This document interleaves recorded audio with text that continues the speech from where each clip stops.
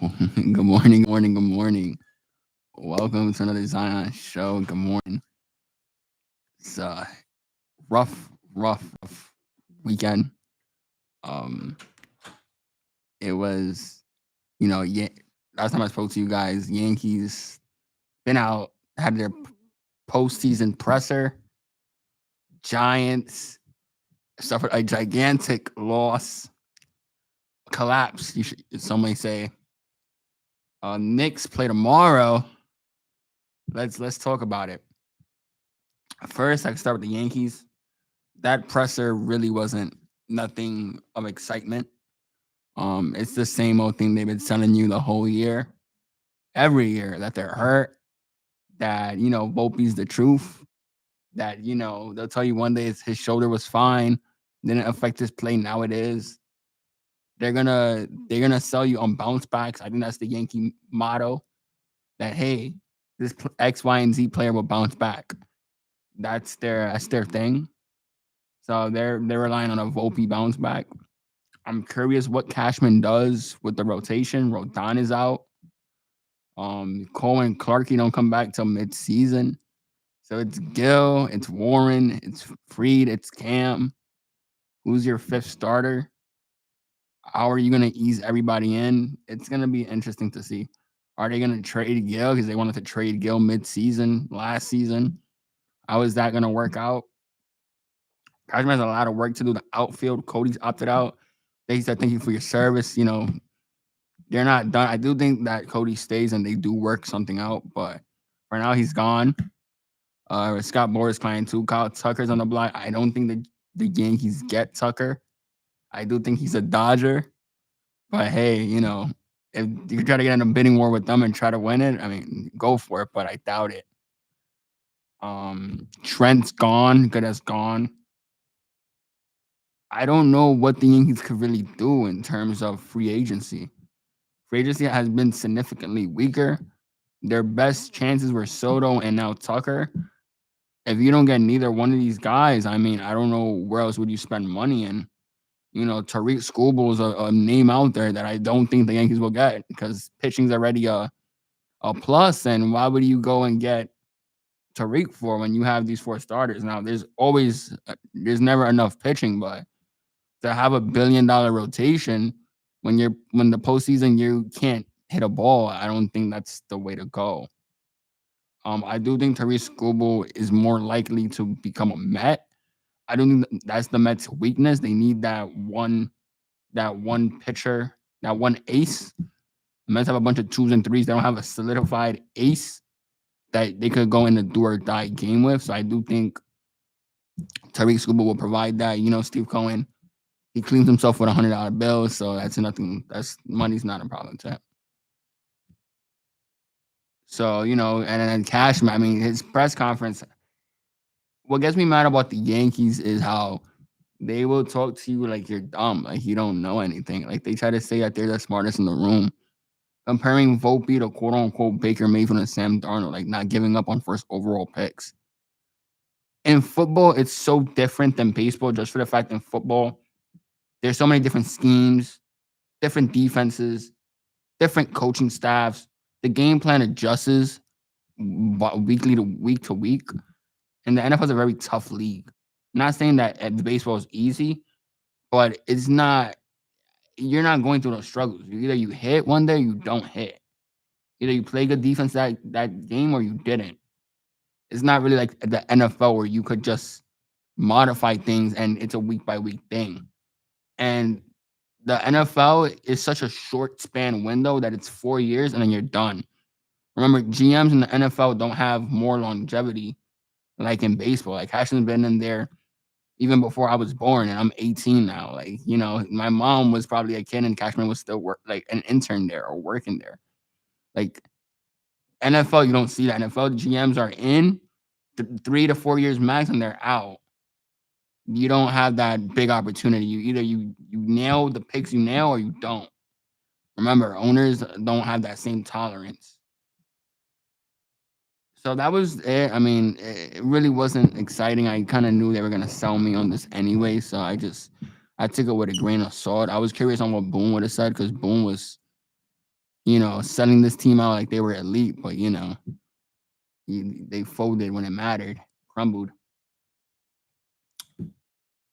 The Jets lost. I mean, yeah, I have nothing else to say about the Jets. Like they're just losing week by week. I don't think they won a game for the whole year. I think they're gonna be 0-16, 0-17. They're just a bad football team all around. Just a terrible football. They can't run the ball, can't pass, can't receive. I think I'm saying this every week, and it gets tiring saying it, but it's like they just find new ways to lose. And I think that's the same thing with the Giants. You just find creative ways to lose, and the Jets are a key factor in that. Justin Fields was atrocious. He got taken out second quarter, and here's what I say about New York coaches and managers and executives. And I think Dave Portnoy said this on Barstool yesterday, and I loved it. Fans, the fans know. Don't try to make it seem like we don't. Like we know. Just as you're getting paid to do it, you're getting paid to do it, and you're not doing a great job. Aaron Glenn in London said, "What type of question is that?" When it was to bench Field and you took him out in the second quarter. What from that game against the Broncos Sunday in London, where he had negative 10 passing yards in the fourth quarter, made you say, you know what, he's good enough to start 2 quarters the next week? You're just doing it to fill your ego and prove a point. And it backfired because you're 0-7. You're not gonna get fired this year, but it's like what is making the Jets more attractable? You're a first year head coach. I think if you would have had a little bit more fire, a little bit more step, and there was a light in the end of the tunnel, the Jets would be an attractable team. But now it's like what free agents will want to go there. The draft players have no choice, but it's like a draft isn't gonna fix that. Free agency also plays a role, and it's like who wants to go there? Like you're losing 0-7. Garrett Wilson's unhappy. Sauce Gardner's unhappy. Brees Hall wants out. It's like what are we doing? But that's just the same old, same old. The team that's gonna take most of my time, and I have to watch the clock, is the New York Giants. The first 3 quarters were one of the best 3 quarters I've ever seen in Giants football in a good while. Very dominant, very when they put the pedal to the metal. Broncos took a lot of trash in that defense, in that environment, the altitude, Dart, Scatterable, the offensive line. They composed themselves. They played a great game. Defense for the first 3 quarters played phenomenal. Fourth quarter comes around. I don't know if it was the scoreboard that got into the Giants' head. I don't know if it's the conservativeness. If they're playing, it looked like they were playing not to lose, but not enough to win. I don't know what it was, but they just fumbled, and they fumbled badly. And a lot of this blame goes to Brian Dable, goes to Shane Bowen, but it's just bad. I don't know how to explain it. So you're up 19-0. You go down, you score a touchdown 19-0. 10, I think it's like 12 minutes left, 10 minutes left in the game. Run the ball. You have 2 running backs in Scatterable and Tracy. You have Dart who can run it. Run the ball, stay in balance, just true clock. Remember, the longer you take with possessions, the better. Run the acceleration clock to 5 seconds and spike it. They weren't doing that. They were passing the ball. The defense was getting sliced up. Then it became they have a kicker that can't kick. The GM is so at fault because last year Graham Gano costed us 3 games because he couldn't kick. He's always hurt. He's washed. You signed this kicker from Rutgers, who didn't start for Rutgers. Mind you guys, Rutgers is one of the worst football programs, D1 right now. One of the worst. Didn't start on Rutgers. You have him for free because he's an international program, whatever. He misses 2 extra points. Extra points he misses. So you're going down for 2. You're going down for touchdowns, and you can't hit the extra point. So you went for 2. You missed the 2-point conversion. So here's what boggles my mind. Why didn't if you went for 2 for when you had 19 points to make it 21 and you didn't get it? Why didn't you do that when it was 32-30? Why didn't you go for 2 to then have it 34-30 and put more pressure on Sean Payton and Bo Nix, who was rattled the first 3 quarters? Instead, You gambled on taking the extra point, which he missed because he's a bum. He's atrocious. Missed it, and now they drove down, took a field goal that should have never happened because your defense was terrible. Here's what gets me mad about the Giants. All that what I said, and they just don't learn from their previous mistakes. Against Dallas, I told you, prevent defense is terrible. You're giving Brandon Albright a lot of room to kick. NFL kickers are making 60, 70-yard field goals. That's like 15 for them. The game's evolving. They play prevent defense again. Broncos convert on it. Now, some are going to say, oh, prevent defense, you should be able to stop it, rushing 3, dropping 8. Giants' identity is defensive line. They have the so-called Fantastic Four, the front four, the core four. And there's so many nicknames from Rush Hour 4. There's so many nicknames for this defensive line. He didn't send not Dexter. He didn't send Kayvon. He didn't send Abdul. He sent Brian Burns on one limb because Brian Burns was limping. And he sent them, and it caused the offside. So it gave them 5 extra yards on top of what they already had. You had a timeout in your pocket. You should have went for 2, called your timeout, give your defense a little bit more resting room, and then send out your defense. That's how you won games with Wink Martindale. Wink Martindale was sending the whole house. That's how he got Lamar. He sacked Lamar. It was 24-20 when we won in 2022. That's how we win the games, with the blitzing. Do that. You could argue that Shane Bowen not only ruined the defense, he's ruined players. Deontay Banks is one of the worst cornerbacks I've ever seen. Here's the stat for Deontay Banks. When Paulson Adebo was in there, they allowed about like 60 yards, right? Deontay Banks, 295 yards, 3 touchdowns. And they ran the same defense. So you're just a terrible player all around. And the Giants actually played good. The offense is finally not the problem. Look at their offensive stats. Offensive rankings were dark. 25 points per game, 187 yards per game in the passing, 147 yards per game in the third ranking rushing, and then EPA is 0.41 14th, which is about like generating how much players get open in that offense. Deontay Banks in the fourth quarter allowed 4 targets, 3 catches, 40 yards, 1 touchdown. I mean, I just don't know how much more to explain how bad that was. That would have been a statement win. That win would have been a momentum ride to take to Philly. Because if you would have won that, went to Philly, and with that momentum and slaughter Philly like you did 2 weeks ago, we were talking about them trading for a wide receiver and going to the playoffs. No doubt in my mind, they would have been cruising to the playoffs. Instead, we're 2-5. I'm talking to you on this Tuesday, depressed, mad, and sad that they couldn't finish the job in a game that they had won. They shot themselves in the foot, literally, in a game that they had won. And it's so sickening because the offense is clicking. The defense was clicking in a game that you needed to win. Everybody did not have the Giants winning. The Giants were a plus 400 money line.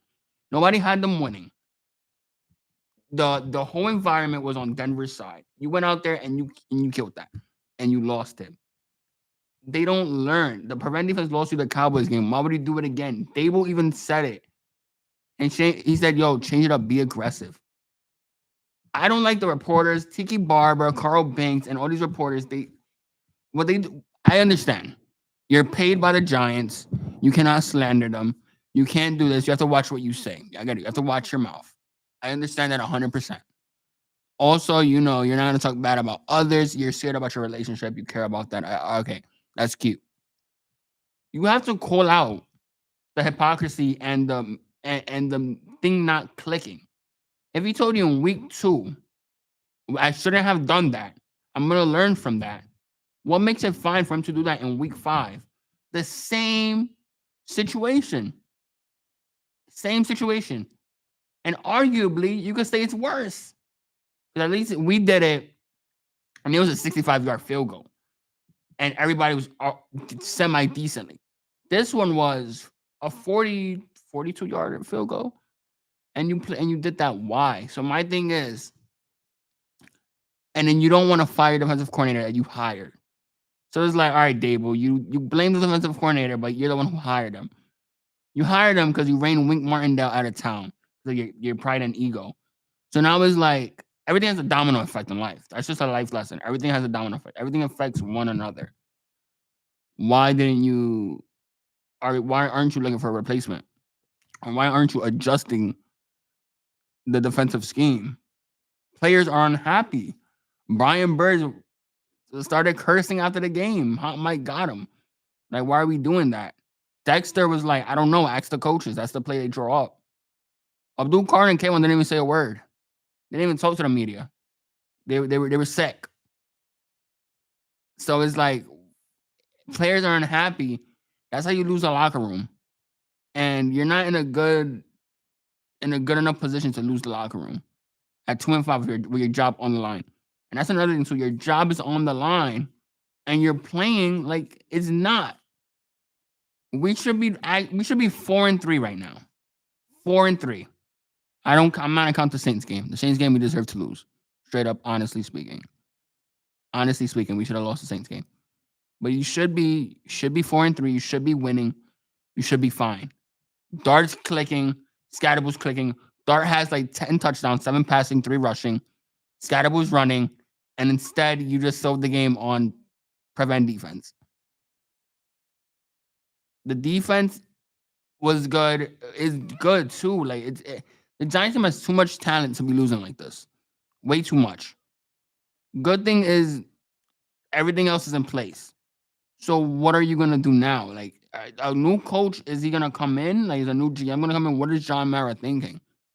John Mara was displeased with the defense last year. Defensive coordinator Shane Bowen. He was displeased with the way the Giants were losing. He wanted a winning season this year. You're 2-5. You need a miracle to actually come back. Now you beat Philly again this week. I'm drawn back in. I'm like, you know what? You swept Philly twice.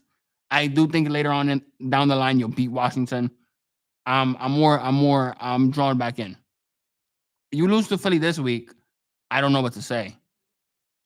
I don't know what to say if you lose to Philly. Giants need to, and against Philly is where you should be actually playing back. Philly, you should be playing prevent defense and those big coverages because Jalen Hurts can't throw the ball. But instead, you blitzed him, but you don't want to do it with other things. So it's like it doesn't math, and they want to act like they know more than you, or they're the smartest in the room. Dable wants to act mysterious. Play the Giants' way, man. Giants' way is getting the quarterback. That's how they were winning back then. Strahan, all these guys, they were going after the quarterback. That's how they were winning games. Go after the quarterback. Just go after them. That's why Strahan had like 24 sacks in 1 year. Go after the quarterback. Instead, you're doing this. You're trying to get cutesy and look. You just lost the game that you had won. You're now the meme. You went from being the top. You were going to be on ESPN and all these shows for having the biggest underdog win of the year. You were going to be statement win. You're going to be in playoff talks. Instead, you made it on the show. You made it definitely on the show. You made it, but you were getting laughed at. You were getting clowned at. You were getting all these, you're getting memed. Like, you gave Bo Nix momentum. You gave him all this. And it's like you had him rattled. You were blitzing him in the first 3 quarters. You had everything set. I don't know what changed. I really hope this week in practice, there's a players only meeting.